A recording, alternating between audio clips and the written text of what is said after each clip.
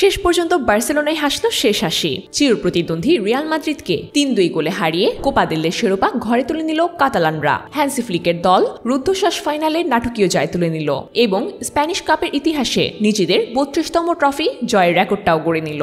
লা কার্তোয়া স্টেডিয়ামে শুরু হওয়া ম্যাচে শুরু থেকেই উত্তেজনা ছড়ায় দুই দলই। ম্যাচের ২৮ মিনিটে লামিন ইয়ামালের দুর্দান্ত অ্যাসিস্টে পেদ্রি গোল করে বার্সেলোনাকে এগিয়ে নিয়ে যায়। তবে গোল হজম করে কিন্তু দমে যায়নি রিয়াল মাদ্রিদ। কিছুক্ষণ পর বল জালেও জড়ায় তারা, তবে অফসাইডের কারণে গোলটি বাতিল হয়ে যায়। প্রথমার্ধের শেষ দিকে পেনাল্টির সুযোগ পেলেও আবারও অফসাইডের ফাঁদে পড়ে গোল বঞ্চিত হয় লস ব্ল্যাঙ্কোসরা। দ্বিতীয়ার্ধে রদ্রিগোর পরিবর্তে মাঠে নামেন কিলিয়ান এমবাপ্পে। তার আগমনের পর আক্রমণের গতি বাড়ে রিয়ালের। ৭০ মিনিটে ফ্রি কিক থেকে দারুণ এক গোল করে ম্যাচের সমতায় ফেরান এমবাপ্পে।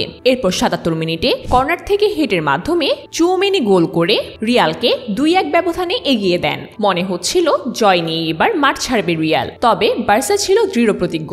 ৮৪ মিনিটে ইয়ামালের পাস থেকে ফেরান তোরেস দুর্দান্ত গোলে সমতায় ফেরান। নির্ধারিত সময় শেষে ম্যাচ গড়ায় অতিরিক্ত সময়ে, তবে তখনও থেমে যায়নি নাটকীয়তা। অতিরিক্ত সময়ের ১১৬ মিনিটে লুকা মদ্রিচের ভুল পাস ধরে জুলেস কুন্তে দুর্দান্ত শটে গোল করে বার্সাকে ৩-২ ব্যবধানে এগিয়ে দেন।